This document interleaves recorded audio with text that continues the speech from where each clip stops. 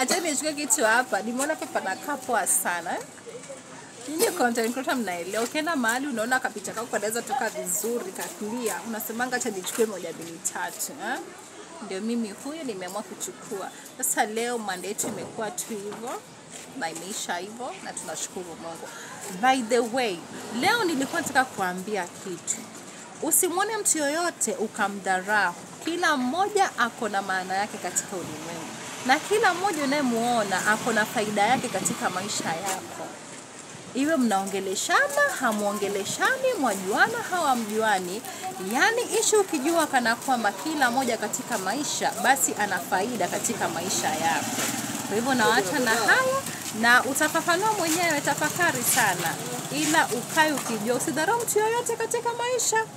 Na yote yule ambao mnamuona anapotembea, jua kwamba kila mmoja ni wa thamani na katika maisha yako kila mmoja ana msaada katika maisha yako. Sawa sawa, mbaki salama na wapenda sana jamani.